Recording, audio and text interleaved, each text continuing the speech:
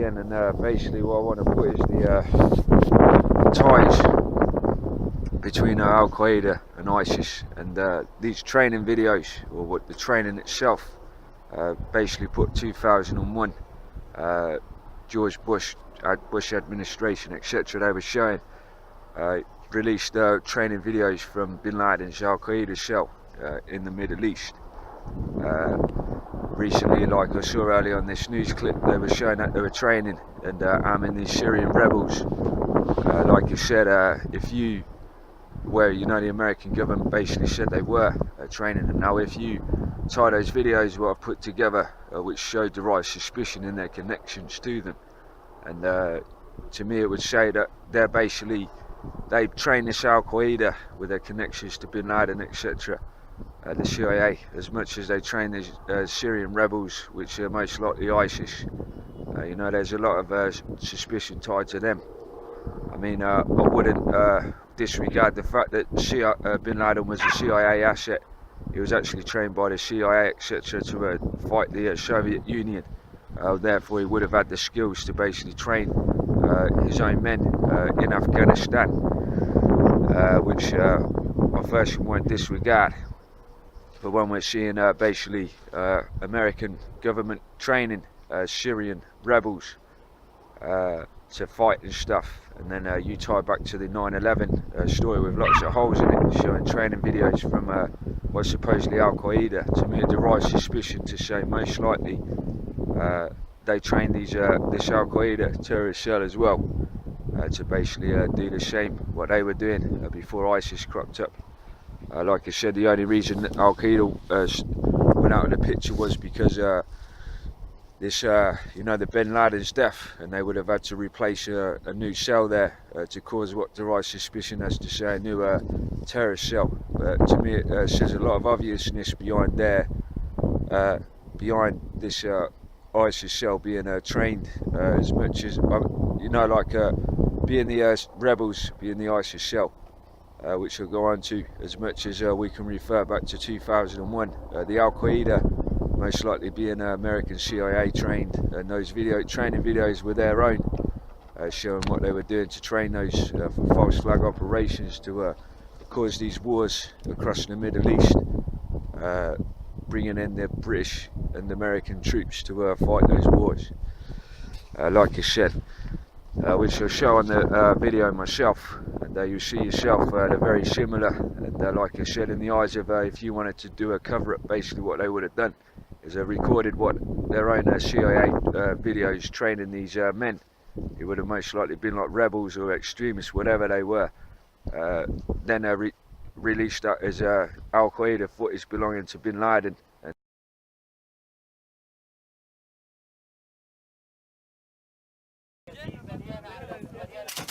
For some Syrian rebels, the wait for U.S. training through years of war is over. The Pentagon says roughly 90 thoroughly vetted rebels have started strengthening their battle skills under the tutelage of U.S. troops, with a second group to start training in a few weeks. Secretary of Defense Ashton Carter told reporters the program is deliberately starting small. It will need to prove itself. So we're starting with the people that we have, that we've vetted very carefully. We're figuring out what the best training is, what the best initial deployment. However, General Martin Dempsey added the mission is focused on defeating the Islamic State extremists, and that any drastic change of rule in Syria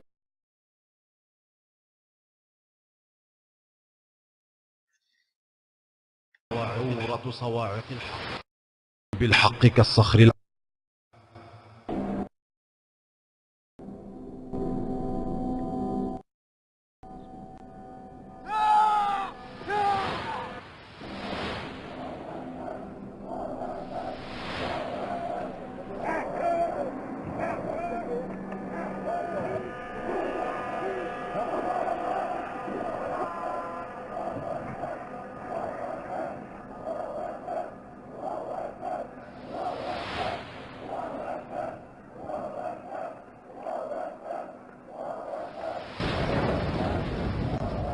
ثورة صواعق الحق العسكرية، لواء الإسلام.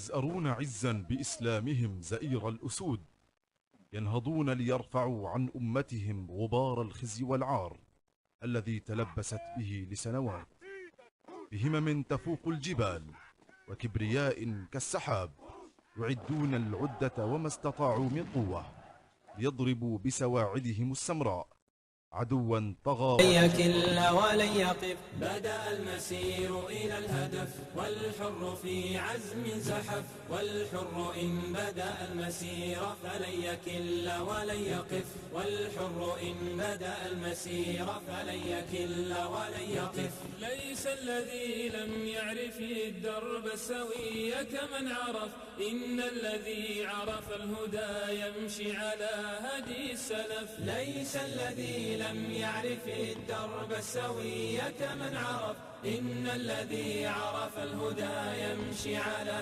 هدي السلف. بدأ المسير إلى الهدف، بدأ المسير إلى الهدف، بدأ المسير إلى الهدف، بدأ المسير إلى الهدف، بدأ المسير إلى الهدف، والحر في عزم زحف. بدأ المسير إلى الهدف، والحر في عزم زحف، والحر إن بدأ المسير He added the mission is focused on defeating the Islamic State extremists and that any drastic change of rule in Syria حسب ترتيب المسير وعلى مسافة مركز سياجية، القدوة إلى اليمين، أمام سر. ها هم مقاتلو دورة صواعق الحق.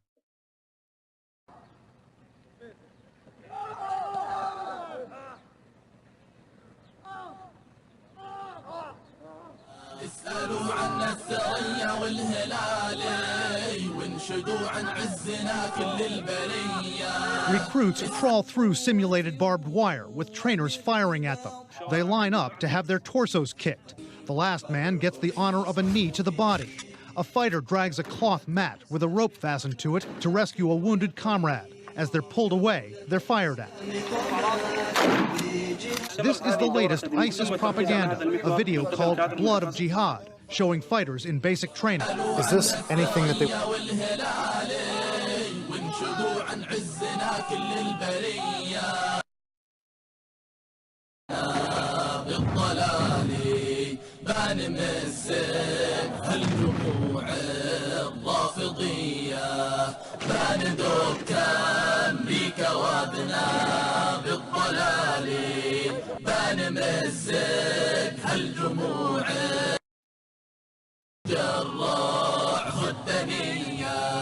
للمعدل في المعارك لحن حالي وفي الوغى محلى لحون Anbar right now anywhere on the battlefield? Almost never.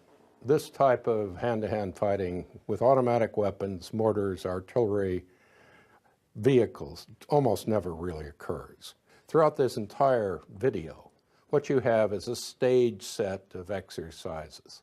You look at them, and this really isn't a training exercise, it's a video exercise. It's propaganda.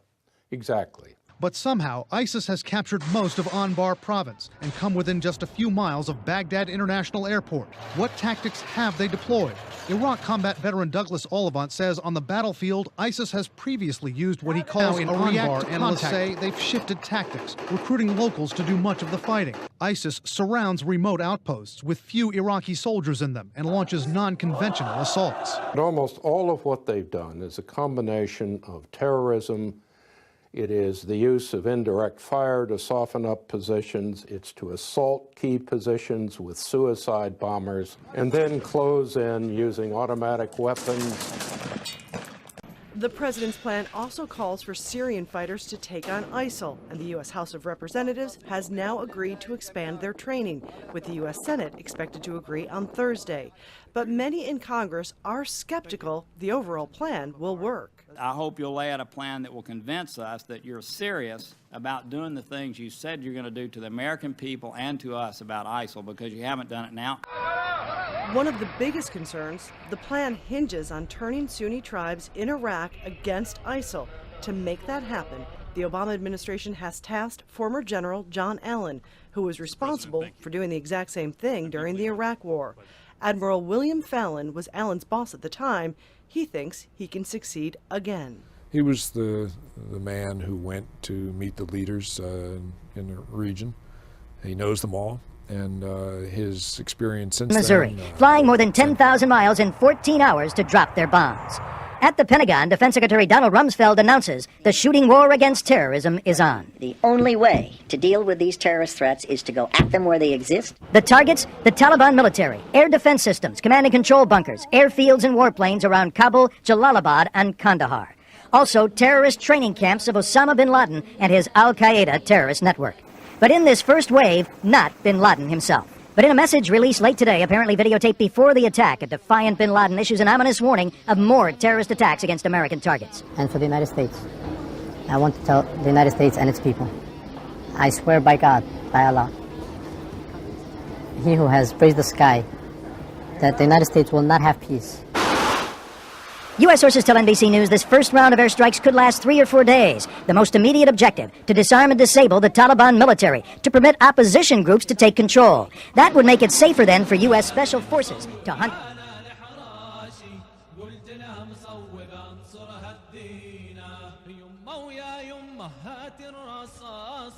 حبي للبغى لا طخ العاصي يمه ويا يمه هات الرصاصي حبي للبغى لا طخ العاصي ولا ضرب يا يمه ضرب القناصي راسه يا يمه مع العيون.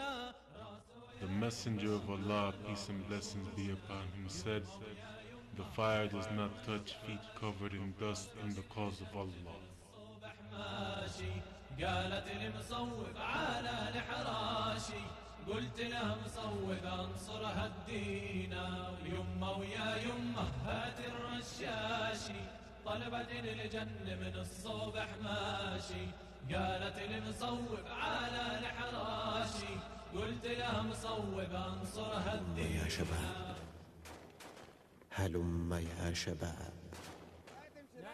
ولا يحسبن الذين كفروا سبقوا إنهم لا يعجزون وأعدوا لهم ما استطعتم من قوة ومن رباط الخيل ترهبون به عدو الله وعدوكم وآخرين من دونهم لا تعلمونهم الله يعلمهم وما تنفقوا من شيء في سبيل الله يوفى إليكم وأنتم لا تظلمون. بدأ المسير إلى الهدف والحر في عزم زحف والحر إن بدأ المسير فلن. The Pentagon has announced it's pausing its $500 million training program for Syrian rebels. It comes after recent news that the program had only managed to train barely half a dozen men in Syria, and those it had trained in Turkish camps had surrendered their weapons before crossing the border into Syria and quitting. What you're seeing now is a focus more on the equipping aspect of that formula than the training aspect. But I think they also made clear that nobody's abandoning forever the idea of training. It's just that there's going to be a pause. Training camps in Jordan, Qatar, Saudi Arabia and the United Arab Emirates will close, with only the Turkish facility remaining open. The CIA has other covert operations. Since Russia threw its air power behind President Bashar al-Assad, rebel forces have been hit hard. But finding trustworthy loyalists has proved all but impossible, and the exhaustive vetting process has meant many have given up in frustration. Quantities of US-supplied weapons have also gone missing, and may have fallen into the hands of extremists. And using deception to say it belongs to them, and where the flaw will be is the fact that they've actually shown recently Syrian rebels in Syria what they're showing and admitted their training, and like I said, tied with the derived suspicion from the previous videos with their connections, says there's a lot of that they do own them and stuff, basically, the CIA, and they're causing false flag operations in the Middle East, causing all these false flag ops across the world to fuel wars for political and financial gain. It's very serious stuff if you actually see it in that aspect. take away emotions of you know, right-wing view or whatever. Look at it a neutral view, or in between the middle, and imagine the carnage caused. Like I said, if you're not fussed about people who are Arabic or whatever, imagine people on your home soil, whether you're right wing wherever you are, England, America, and imagine, you know, seeing it in the perspective of them being false flag operations and a genocide. And that's what you need to see. Take away emotions and see it from a neutral level, so your mind is clear and you can see the seriousness. Emotions cloud judgment. But what I follow on to these Syrian rebels, and what I was saying in the previous video, that they're most likely this ISIS. Now, to me, all they would have had to done is what they were showing as the Syrian rebels they were training in the green camo, is to basically give them this clothing, this ISIS clothing, the black clothing, the balaclavas, and then you know, using deception, make that out to be a different group of people in Syria, ISIS terrorist cell, fighting and stuff. I mean, if you tie to their training, which they vaguely showed how they were dressed in a militia style, this ISIS group, and how they're known to be trained, and then you tie the connection that these men are well trained, these Syrian rebels, as much as these ISIS terrorist cells. It shows a connection that they're obviously trained by people with a decent military background, and the only people who have been known to be training over in the Syria anyway are the American military training these Syrian rebels. So what are the chances that this ISIS cell aren't the Syrian rebels wearing you know, the ISIS clothing via deception, based on a connection very well suspected to CIA, causing false flag operations. And like I said, with very many connections and holes towards in the story of the official 9/11, and lots of connections to the CIA regarding 9/11 being an inside job. George Bush, the official story, forensics evidence, 9/11, Twin Towers falling and stuff. Bin Laden being an ex-CIA asset foreign agent in Afghanistan, 79 to 89, to fight the Soviet Union, and all these things that connect to this story. Like I said, there's most likely possibility this ISIS cell is no different. Like I said, basically when we've got evidence, and a lot, you know, people to say, or even the CIA, most likely with their own, and things to say, Bin Laden was definitely a CIA agent tied to this Simon Elliott, aka Al-Shabaab, or whatever his name is, of the ISIS cell. Most likely he's a CIA asset in the Middle East as much as Bin Laden was, and they're basically not telling the full story. CIA / Mossad, which is Israeli Secret Service, you know, agent tied in the Middle East, and again planted there, you know, to cause this carnage. And what I was trying to put across before was, which, like I said, a lot of people probably saw me as a terrorist supporter, regardless of the people's races. I do condemn what they're doing, even if they're, which I'll follow on to. I don't agree with violence at all, and if you really assume that I agree with what they're doing, the actual radicalist cutting people's heads off, far from it. What I'm trying to put across is where you need to have a neutral mind and put emotions aside. Is what I was trying to simply put across is, you know, they're doing wrong, the radicalist, but what you're not seeing is, if this man wasn't put there, this Al-Shabaab, Simon Elliott, deliberately put there to basically make those radicalists, or what they're supposed to be, put aside everything else which we go into, they probably wouldn't have even joined the cell anyway, if that's the story, and they've been following what he was preaching and brainwashing them to do, using their emotions of hatred to take out on the Western stuff in the first place. And then that's what you've got to see. It's like the responsibility of people who put them there. If they didn't put them there, let's just say half of these attacks wouldn't have happened recently in ISIS name. And if you don't see it that way, you never will. It's like, you know, it just doesn't make sense if you don't see it in that aspect. And you really have to see it in that view to see the realisticness of it. And like I said, that's where you got to see it from. But like I said, what ties to the fact that these Syrian rebels, on the last video, what I said, are most likely ISIS, it means that it's most likely, theoretically, those Syrian rebels dressed in ISIS clothing, even more to the point that it points out the obviousness to be, you know, like CIA ops, false flag, joint Mossad operation to cause wars and stuff, and carnage in the Middle East, or mostly, you know, these false flag operations. It's very serious stuff, and I don't agree with it at all, like I said. So if you don't see it from that view or that perspective, you never will, and this is what I'm trying to put across. Like I said, the difference is, this is why in my work, what I do, as much as what people actually do working for agencies, you've got to look at things from a non-biased opinion, which is basically clearing any emotion, saving if you was a Christian or whatever, or American, and you were serving and you had to work honestly for an agency in regard to this, you would have to look from you'd have to put aside that you're an American patriot or citizen, and look at it from both sides. This is what I did with the MH17, which will follow on to incident where I realised, which is why I made sure that was clear in that video, the conflict between Russia, Ukraine and US, because I sensed I was being portrayed as being biased towards Russia because of my Russian blood.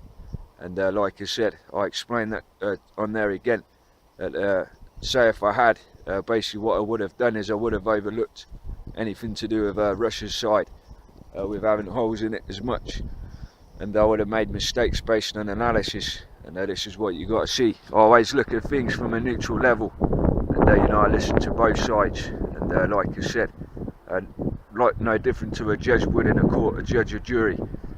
If they had a family member in court and they would have to put their emotions aside for their wife or husband or whatever they are. So I'm just it's freezing out here. You know, to look at that case. Otherwise, they'd make a mistake being biased, trying to prevent a family member going to jail or whatever, being convicted. And this is how I work. Like I said, most likely political leverage wise, they'd say, oh look, his Russian blood, he's pro-Russian because he's got Russian blood or whatever, and they'd be trying to say, you know, it's just being biased towards them just because of that, and there's anti-American or whatever. You know, that's how they do political leverage wise, to try and twist things around. But like I said, referring back, you know, if I was going to argue in regards to being anti-American, it would be in regards of why did I wear New York Yankees apparel, why do I have quite a lot of knowledge of American history and respect for America. You know, it would contradict being anti-American in the first place, first of all. Like I said, being pro-Russian, as I said, I found out most likely I'm Russian blood. But as I said, it makes no difference to me. And like I said, if I'd have found out from that analysis whether Russia were in the wrong and they caused the most likely false flag up with the MH17, I would have said that it's them in the final summary and conclusion, as much as Ukraine and US. I went through that and I saw what I saw. You know, I went through that article and I said, put emotions aside, whatever bias would be involved, even though, you know, I've got love for both countries anyway. And I went through it based on that sense that people were saying I was being biased towards one side. And this is how I work, and how you would professionally work anyway. And like I said, just to clear that up, you know, you've got to work that way, because like what I showed on the other video, the Dmitry and Mikhail video, GTA 4 was an example of him having emotions of anger and hatred towards someone in revenge. And if you played that game, he does that and he ends up causing trouble for himself, getting himself killed. He didn't think before he moved because emotions were involved. He made the wrong decision, and this is why I never do myself. Really freezing out here, but like I said, I just want to clear that one up as well, just so you know that's clear. Like I said, I mean, if I was going to go Dr. Phil psychology style anyway, like I said, it would be most likely them who would use biased if they're saying I was being biased. And I do see a lot of media articles anyway using bias towards one side, and they're not looking at it as journalists from both sides. and they're making a fair summary based on their report of what they thought if opinion was involved. They do all the Daily Mail or the Sun. They throw insults about people, which is disrespectful, and it's not a grown man's thing to do, or probably grown woman's thing to do, to throw loony nut conspiracy theorist or Jeremy Corbyn's loony nut ideology of peace. You know, it's insult, and you're supposed to be grown-ups, grown men. Now you address each other without throwing insults. Also, you realise if you insult people in any way in trying to resolve conflicts, you cause more division, and they'll never listen to you if you're going to throw insults in the first place. You address someone as an adult and remain at that method, and they still address your concerns of how you see things, with only opinion based on summary of a conclusion without opinion or race or religion or division methods used.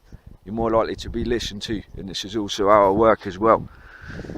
Like I said, it's the methods I use of how I would work if I actually was an agent or whatever, which I wish I would have done as a job now, but things went wrong.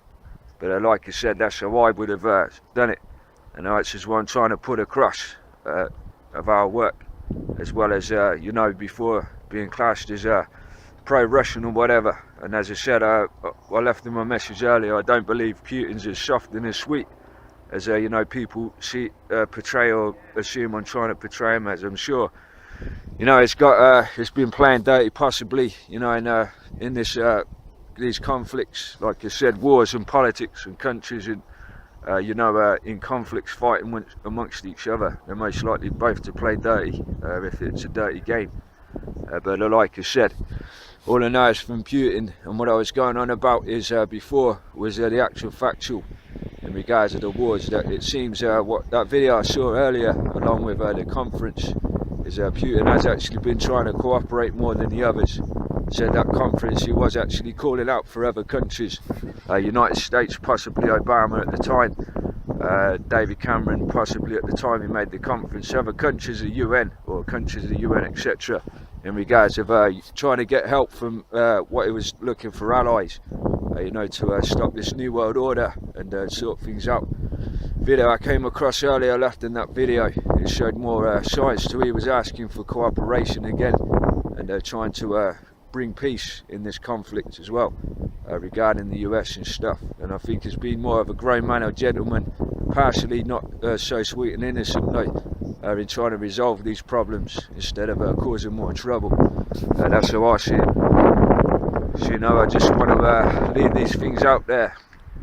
All I know is the way I see it, you know, like psychological warfare in regards of media, what was going on before, and political leverage counter tactics is what I was talking about before. What a sense people were trying to say as being biased when it came to the MH17 report. It would have been a political counter tactic. Is Russian blood, is pro-Russian, that's how they would use, and as an example, like to keep people on their side in regards to trying to lead them into things that they want them to do.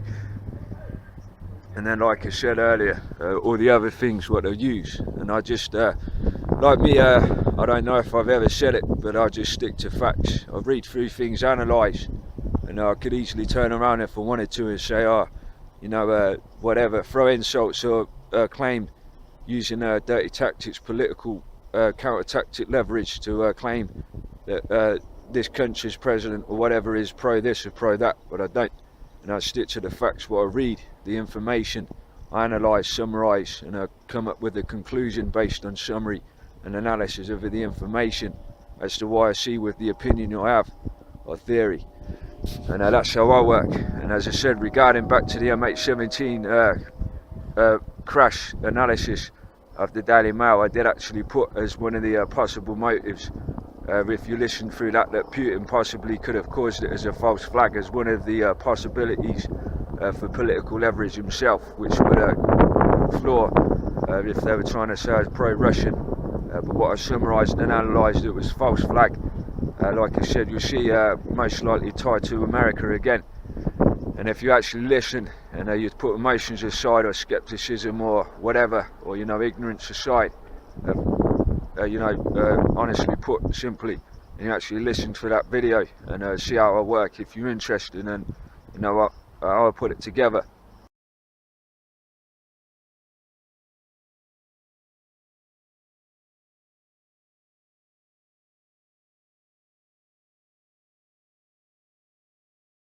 it's just funny. You know, there was an article about the, you know, the M370. For some reason, it's not on it. But, fuck's sake, always something going wrong. What I saw, see if I can find it. Yeah, you know, there was something regarding the Daily Mail and be patient with me. So, you know, there's weird things going on, you know, regarding that itself, because obviously, you know, through where one thing, you know, when things saying, you know, they shut down the plane, when saying that the plane was hijacked, and then there's one, you know, all those things, they don't add up, and, you know, using the same paper, you know, which basically reported these things as information. Again, you know, the same one where I found, you know, contradictory things from the Russian/US mainly conflict. You know, there's something weird about that. And even if, you know, even if they didn't know, they would have known it was an unknown aircraft. And they from the radar echoes based on that Ukraine-Russia report, you know, they would have known it was a commercial airliner from the radar ping. You know, based on if they didn't know what plane it was or didn't have its ID, you know, they would have definitely had security out there, you know, jet fighters and that, because, you know, 9/11 and that, based on that, you know, it would have been a threat, you know, having a commercial airliner, you know, flying around, first of all, you know, without them knowing who, you know, what plane it is because of terrorist threats. And then even based on if they knew it was the MH370, it would have still been the same situation, because, you know, they would have suspected, if that was the case, that it might have been hijacked in the first place. And again, you know, terrorist threat and that. So that doesn't make sense either. You know, the one with an air pilot saying he shot the plane down. Again, that doesn't make sense, because, you know, that went on for a year, you know, that hunt for the plane. And, you know, that was never mentioned, because, you know, when you see that report mentioning, you know, Perth in Australia and that, you know, on that beach, you know, how it's said is, you know, they suspected it crashed in the water and stuff, you know, but a few months before, you know, there's a report saying a US air pilot was saying he shot it down. So, you know, you've got to ask yourself, why aren't they saying that at that point, you know, why weren't they interrogating or, you know, whatever, you know, interviewing this air pilot, jet fighter, and saying, you know, where did it crash? You know, we want you to know where it is. As I said, that same article further says down that they, you know, they think it might have crashed in the water and stuff. And, you know, and then further on, you know, the later article isn't even saying about the air pilot shooting it down. So, you know, it doesn't look good, does it? You know, when you see, you know, the same paper, let alone the people that they interview saying all these different things for starters. To me, you know, so that about the M370 as well, that's a weird thing. And, you know, based on the M370 as well, what I already based on the M370, you know, as you know, that it left Kuala Lumpur, and that's where it was last seen. Let's just put it that way. And, you know, one of the reports was saying about the MH17 travelling to Kuala Lumpur as well. You know, how it flew off, of course, over, you know, a war zone where they said, you know, everyone suspected, you know, everyone in Russia, Ukraine, US, they all knew that, where they said there were Ukrainian rebels and where the story was saying about, you know, pro-Russian Ukrainian rebels with SAM launchers. You know, first of all, as I said, they wouldn't, either side, whatever side you want to look at, would never do that. A responsible country or government, they would never let any kind of commercial airliner fly over, you know, a war zone for starters. Let alone if they, you know, suspected there were SAM launchers over there, you know, which could take that down. But yeah, you know, it was travelling. The weird thing, you know, that one of the reports is saying, you know, the MH17 travelling to Kuala Lumpur.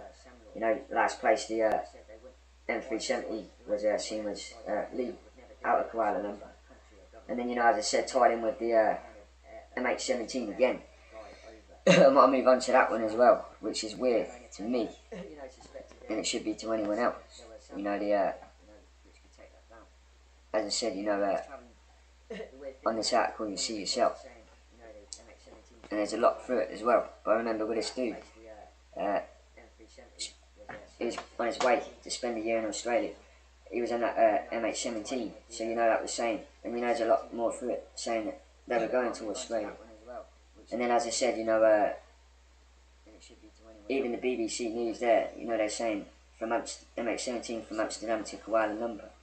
You know, why is, you got to ask yourself why. You know, 2 articles are saying, well, you know, why, you know, these articles are saying, first of all, flying Australia, then flying Kuala Lumpur. You know, that doesn't make sense to me, because it would have been on its way to one direction. You know, it would have been on its way to one place, you know, not one or the other. So, you know, that tells me there's lies said there as well. You know, and all this thing is telling me basically lots of lies and deception. You know, just based on these articles and what they've reported, you know, from people. And you've got to ask yourself why, you know, out of all these things. That's just the way I analyse things, you know, based on this one. You know, I don't put in, I'm not putting in theory, but actually just using the critical thinking, you know, asking things that don't make sense from what I've read. So, you know, as usual, you know, it's always up to you to, you know, make your minds upon and ask yourself what you think to it. Because to me, you know, there's a lot of holes in that, you know, not just the MH17, but the M370 and both Malaysian Airlines as well, which is weird, you know. I don't know if they're, I'll try and find it, but, you know, on the fix on it, see.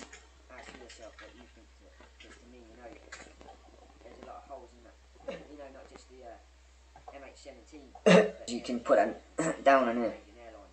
And there was something about the, yeah, on the back. It's like a taxi or something, you know, it has its own plate. You know, that one, weirdly enough as well, you know, MRO, MRD, both the same again, you know, apart from the D and the O. What I noticed, you know, what I just thought to myself, or maybe someone else thought, but, you know, based on saying 18th of July, you know, the MH17, I'm not sure the exact date when that actually was shut down over the Ukraine, but you know what I do know is it wasn't long after. You know, the M370 as well, you know, that went missing on March the 8th, 2014. So this MH17 crash was not long after, you know, July 2014. And you know, on here, you know, where they show you all the debris of the plane and stuff.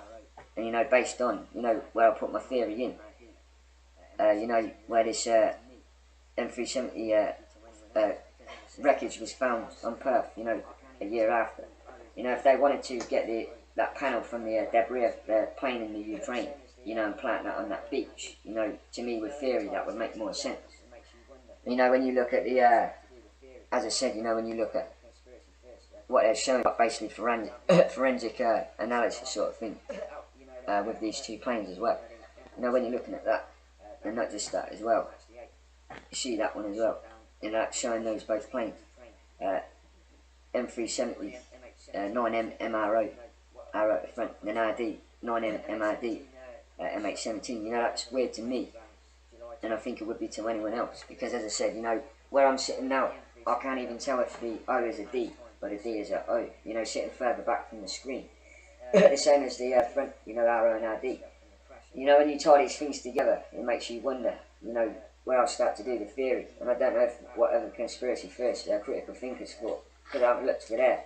But this is how I've worked it out, you know, that first of all, you know, the M370, that goes missing on March the 8th.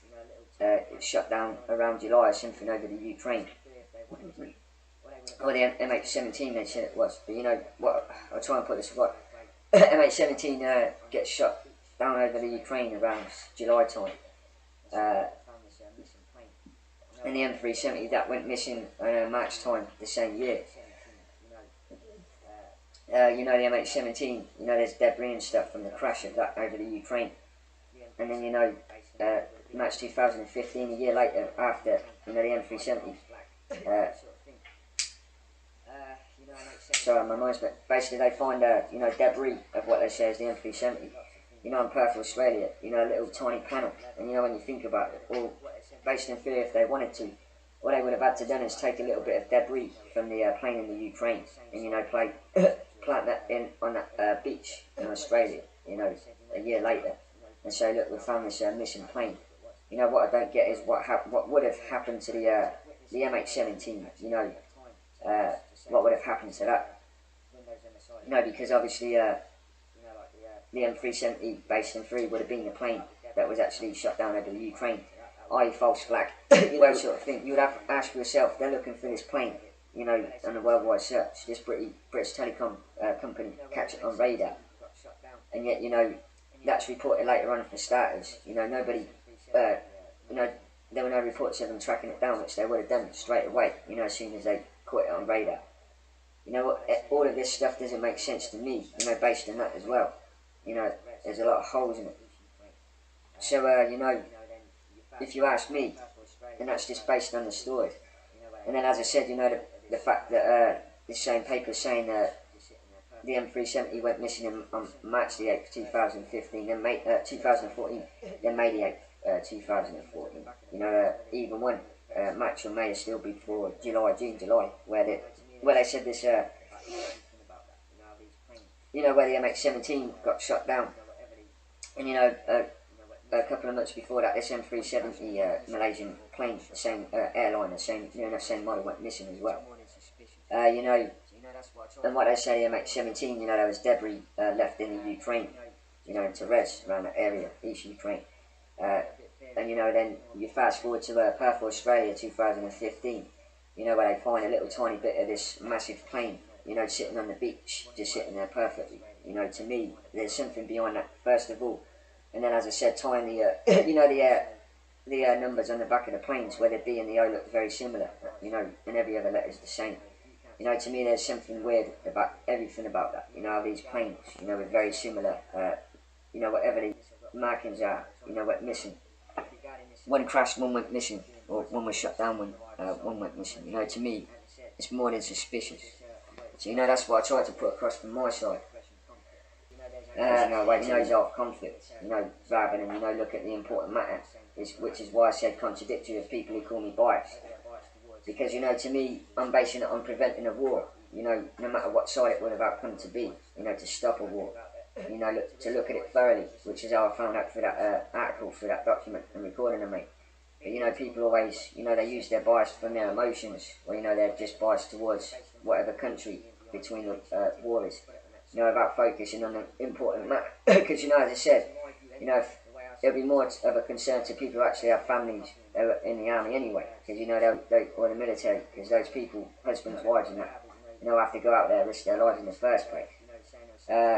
For starters, but, you know, there's people who actually glorify the military and stuff in a lot of countries as well. And those same people will actually be justifying over their bias towards countries and stuff involved in the war, without even thinking to themselves, these soldiers they glorify and stuff, you know, are going to go out there to risk their lives over something, you know, that can be stopped, over something that shouldn't even be leading to a war anyway, as I said, because, you know, if the case was, or is whatever, you know, based on Vladimir Putin being behind MH17 and that, put it on that side, the UN, you know, to my view anyway, the way I see it is they should, you know, investigate it properly and that, and then they should send them to court and that, you know, and do one of those.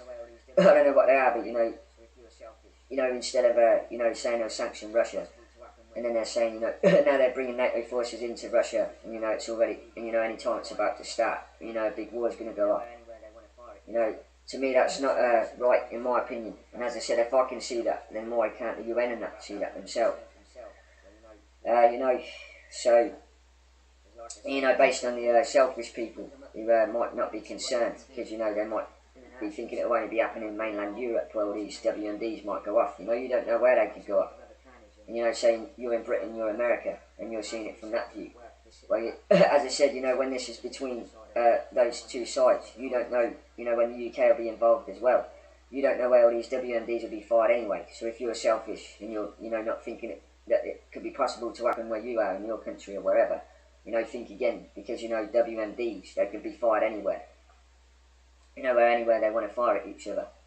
So, you know, sometimes, you know, if that's another way to get the selfish people to think about that when it concerns themselves, well, you know, think about that one. Because like I said, WMDs, look them up and you see what they can do. And then ask yourself, you know, a war involving which will mainly be these, amongst a lot of other carnage and, you know, a lot of people dying for nothing. You know, ask yourself, is it worth just sitting back and, you know, just looking at it from the side of, oh, I'm on their side because I like them and I'm not on theirs, so let's go to war, instead of, you know, focus on the important matter about, you know, what will happen and what can be prevented from actually looking at it without emotions involved. You know, that's all I'll leave on it, and it's always up to you to take the choice and decide.